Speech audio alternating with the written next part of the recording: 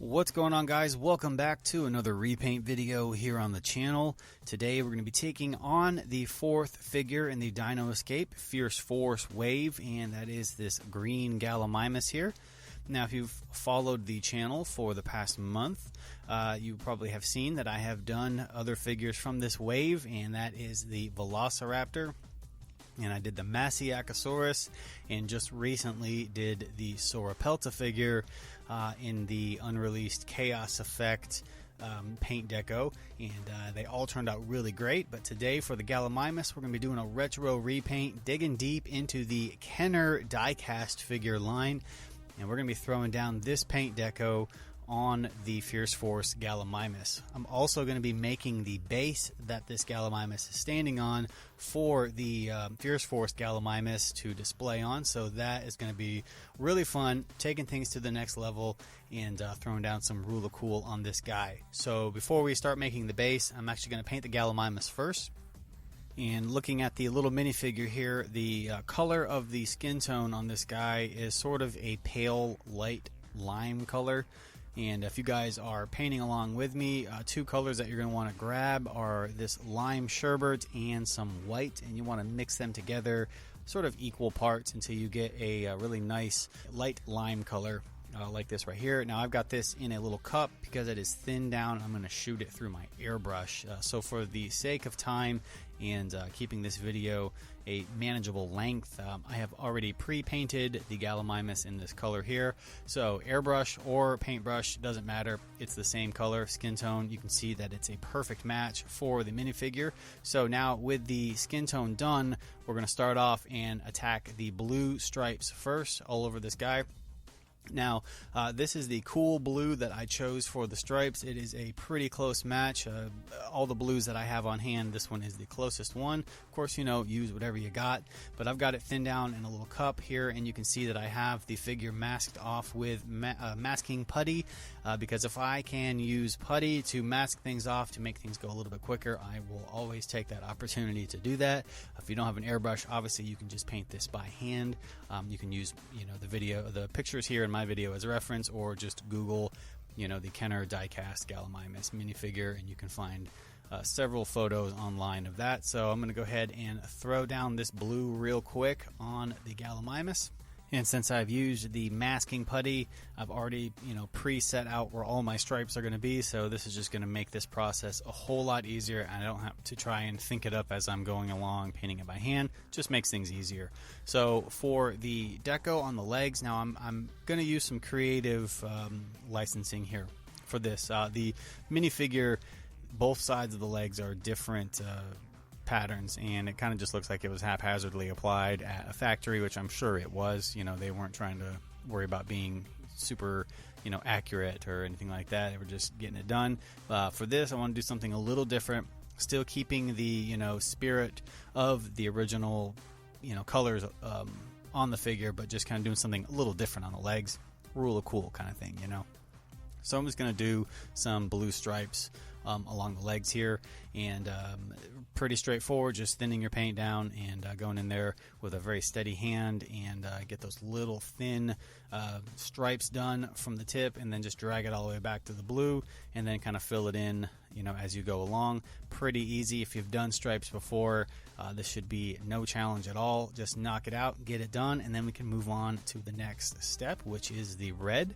Now the red on this guy here, I was kind of going through the reds that I have, and the one that I found that was the best match was this candy apple red right here, and I actually touched up that paint section right there on his head. You can see where the paint had scraped off, I guess from just being played with over the years. I actually touched that up with some of that red and dried it, and it looks really great, blends in perfectly. So that is the red that we're going to use on this guy, and painting the red is pretty straightforward. Just like the blue, we've got the red paint thinned down with a fine tip brush, and we're going to go in and color in all the areas that are supposed to be red, like the face here. And then we're going to move down and do the red stripe that goes all the way down the neck. And this right here is really hard to do, especially when you have a video camera in front of you and you're trying to get a nice, clean, straight, you know, kind of curved line, you know, not being sloppy or anything like that. So This is a hold your breath moment. It's probably a whole lot easier. In fact, it actually is a lot easier when you don't have a camera in front of you, because when I did the other side, I wasn't filming it, and it was way easier to do that side. So just go slow, use a nice tiny little brush, and thin your paint down, and it'll help with flow. So we're going to finish off the stripes on the back here, and I'm going to go in first with my brush and just sort of put in some lines. You can kind of see I'm kind of planning out where I want the stripes to go first before I just start going in and doing one stripe at a time. So I'm going to throw those little lines down, that way they're kind of guides, and they're right on the spine area. And I'm going to go in and with my red and kind of pull my stripes from the thick part down to the very thin point on the end of the stripe. And the paint, of course, again, is thinned down to help it flow onto the figure. And that is pretty much it for all of the red deco on the figure. So now we're going to move on and finish off the finer details, and that is, of course, the eyeball here. Now, the eyeball in the minifigure is not painted, but I've got this one painted yellow with a tiny little black pupil in there, and you can see by his face he is not amused by how brightly colored he is, because he knows that once he goes out into the park, he is going to get taken out by a T-Rex or something. So he does not look amused at all. He looks grumpy, the grumpy Gallimimus. All right, so we're going to finish off his toe claws. I'm going to paint them in a dark gray color.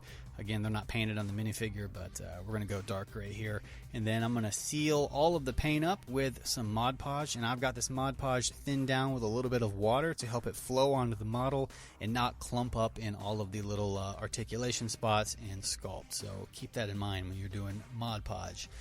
So I'm going to take you guys just real briefly through how I did the base here. It's very simple, and if you've seen my videos before on how to make custom bases, it's the same exact process, just getting some super sculpey clay, rolling it out, texturizing it, putting your figure down into it, and getting the imprints of its feet so it has something to kind of hold itself in there with, and then decorate it with some little rocks and pebbles and stuff like that. And you can see here I've got a old stick from my yard that I've got pushed down in there, and then we can take it and actually just bake it, and it'll be rock solid and everything like that. So very straightforward here. So I'm gonna go ahead and bake the clay, and that way we can get it hardened and cooled, and just kind of start painting it real quick.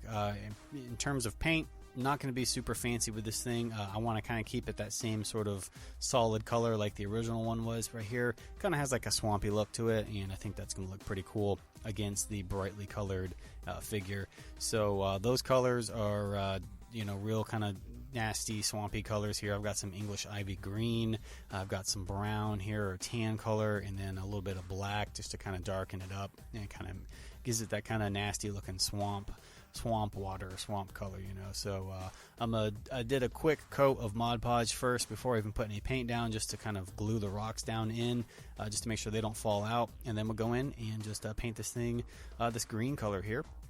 A couple of coats is all it's going to need, and it's looking good. And then we can take and glue down the tree stump that I've got here, and I've got that glued down with some hot glue, and then I put some moss around the bottom of it, and then a little piece of greenery sticking up out of the moss and everything like that. Nothing really fancy, and then I painted everything just the same color, and then I gave the entire base a wash, and a sepia wash. And it just kind of makes it gives it that swampy look. I like it. It's very plain, but again, plain swampy base, brightly colored figure on it. I think it looks really good. Nice contrast. So we'll bring the Gallimimus in here, and he is looking sharp on his base, and you can see the comparison to the little Kenner diecast Gallimimus, and these things look great together. Really pleased with how this turned out. It was a really fun custom to do. I always love doing retro repaints, and I love making custom bases, so this one right here was like a 2-for-1 video. But yeah, he turned out great. Really pleased with it, and he's gonna look really cool on the shelf. So that is gonna do it for this video. Hope you guys enjoyed it and you found the information provided useful, and it has helped inspire your next repaint.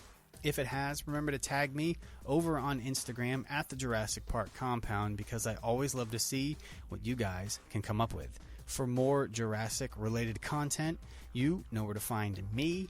Links will be in the description box below. You guys take care, and I'll see you around the compound.